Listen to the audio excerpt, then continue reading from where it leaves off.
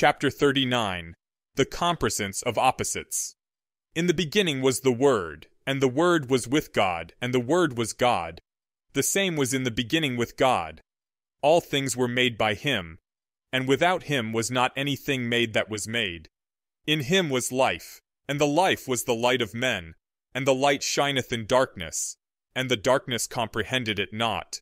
John chapter 1 verses 1 to 5. The end came without notice or noise. Auror Quanon came in, waved Auror Crame over, and murmured something. Crame nodded and left, and Quanon took up position behind Harry in the meeting room. He gave her a nod, but it didn't merit comment. It could be as simple as a bathroom break, and it happened all the time, and he trusted Quanon just as much as Crame. Harry went on with his meeting, talking with Luna and Umbridge about the next steps for the Spheronaut program. Frustratingly, the biggest problem seemed to be conflict between their two Spheronauts, Basil Horton and Ron Weasley. They were refusing to work together. Luna wanted to sack them both from the program and find someone new. Umbridge was determinedly defending Horton, and thought only Weasley should be grounded. After 20 minutes, they hadn't reached a consensus. "I'll decide about this next week, after speaking to both of them," Harry said, sighing. He folded up the parchments in front of him, and swept them to one side. "All right, Harry," said Umbridge sweetly, turning to look at Luna with an obvious look of triumph. She looked back at Harry as she got up from the table. "You'll see once you speak to them. The difference is striking. A gawky boy versus an experienced man." "A lot of experience," said Luna cryptically, as she too stood up. Umbridge blushed. Harry sighed. "Thank you," he said, shaking his head. "You're due in the clinic?" Luna asked as Umbridge left with a flounce. "Not for an hour," Harry said. He leaned back in his chair. "I'm going to do some reading, I think. It's been—" "Mr. Potter?" came a voice at the door. It was Crane back again. "Yes?" Harry asked, glancing over. He'd been planning to go chat with Professor Quirrell, bringing the captive in a box some more books on tape. He'd been able to make more time for that lately. It was good to have those sorts of conversations again, ones where he didn't have to hold back or go slowly, and he'd be irritated if some nonsense emergency got in the way of that today. It was always some prankster students hoping for his favor, or a small-time warlord testing the tower's defenses. "You're needed in material methods, sir. One of the goblins showed up, finally, and he wants to speak to you about what's been happening with them," said Crane. She looked mildly concerned, which was unusual.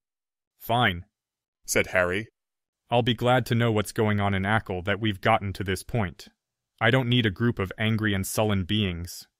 We already have the centaurs for that." "Good luck, Harry," Luna said, heading out the door ahead of him. "Try to get them back. We need them." "Of course, Luna," Harry said, parting ways with her. He walked down the hall.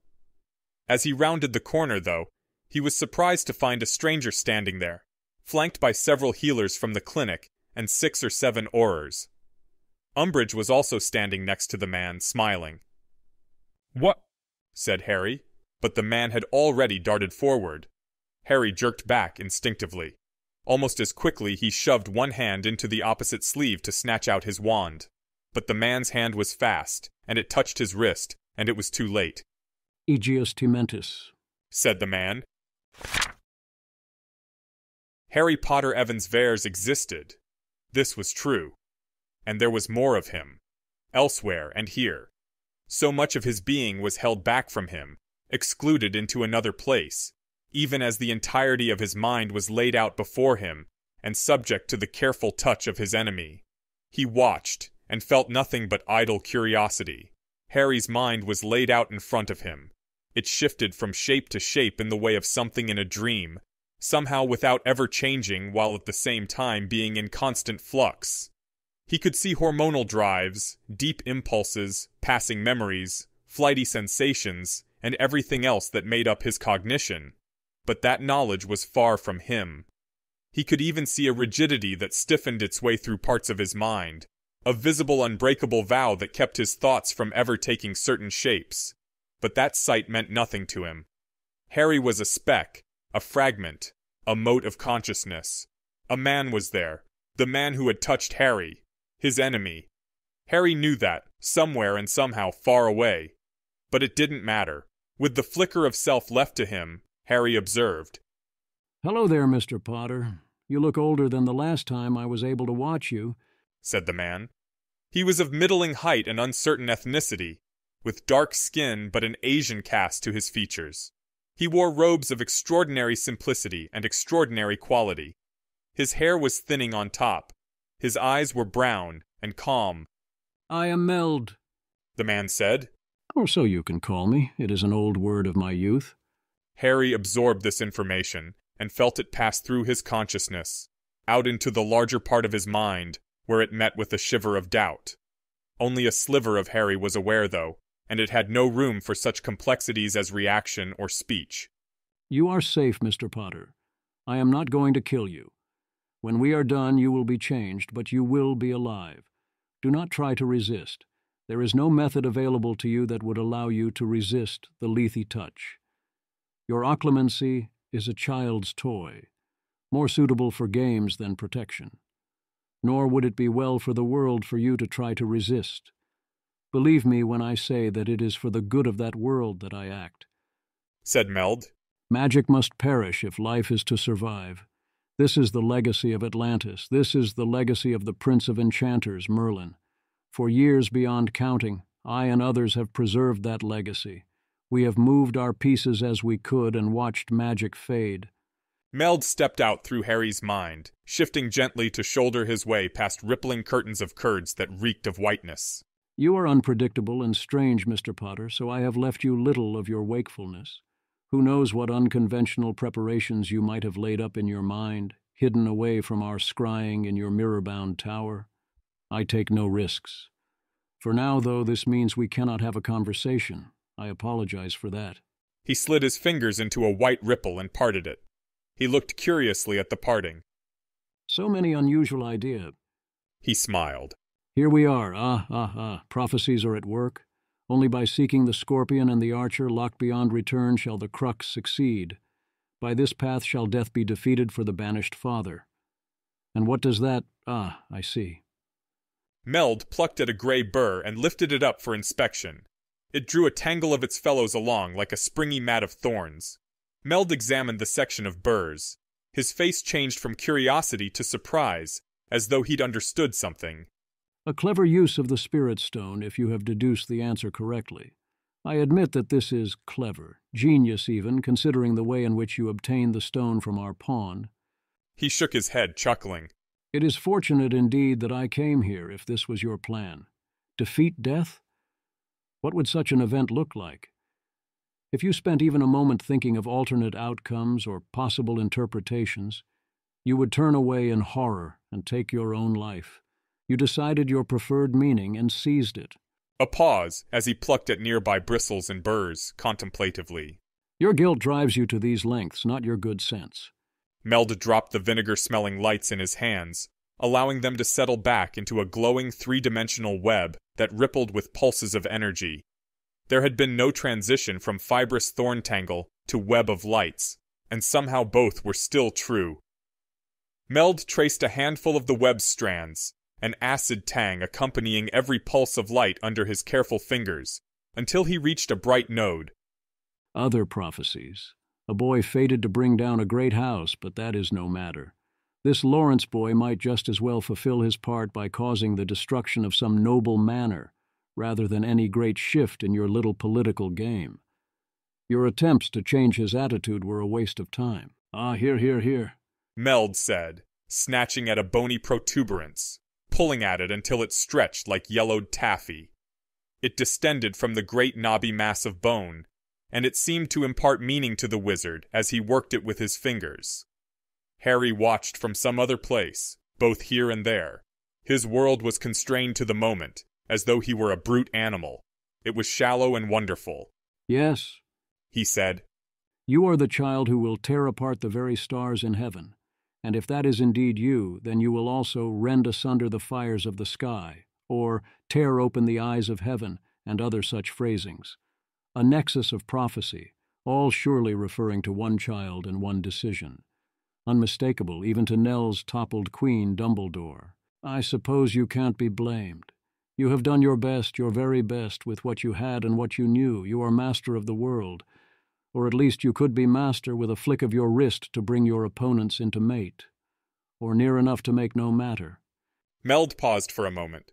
Few enough have ever been able to make that boast, perhaps only Merlin.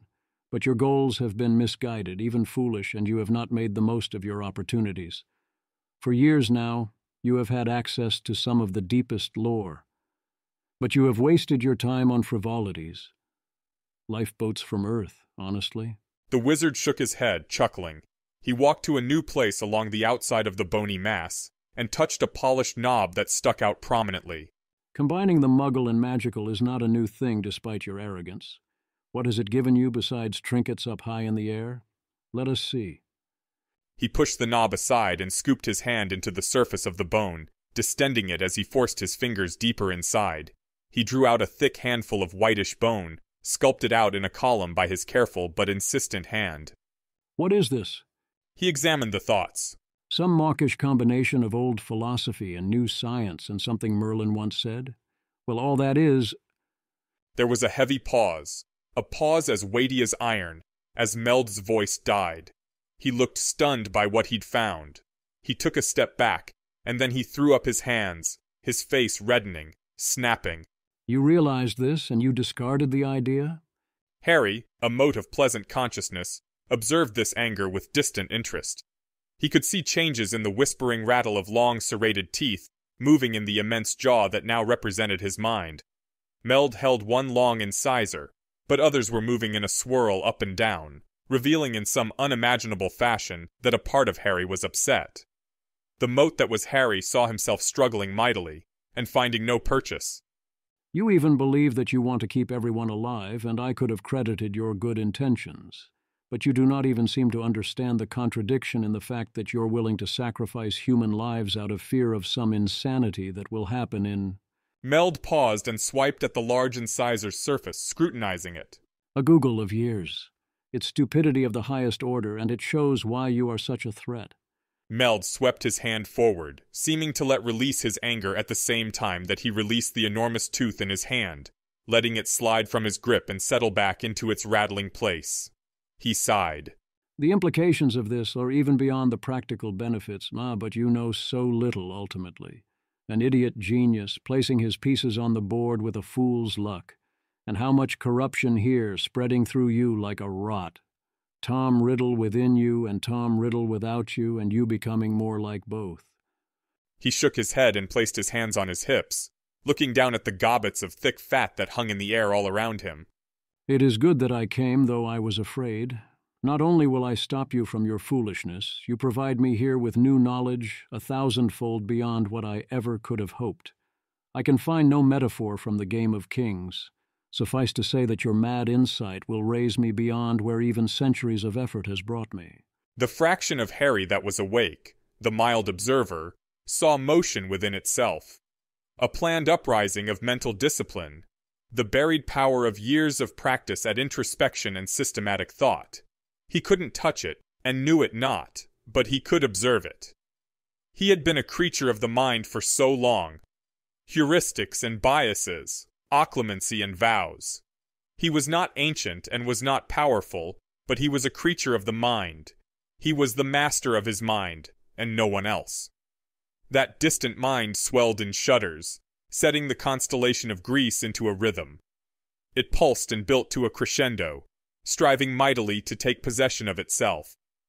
A powerful tremble ran through his entire mind. Harry and Meld observed calmly. His mind subsided. It became quiet. It conceded. First, Meld said, reaching out to guide two droplets of fat into each other. We must make some changes. Your unbreakable vow might have saved us all before now. It is truly unbreakable, even for me, and we must be grateful for Tom Riddle's foresight, but it will be all the better when you are wholly mine instead. Harry Potter Evans Veras observed his master and felt nothing but idle curiosity.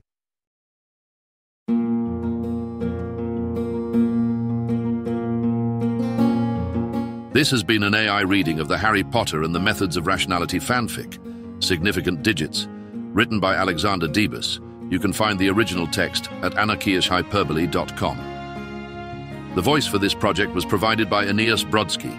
You can hear his true-voiced audiobooks at hpmorpodcast.com. If you enjoyed this podcast and wish to help support the creation of others like it, you can visit patreon.com/AskWhoCastsAI or subscribe to this Substack.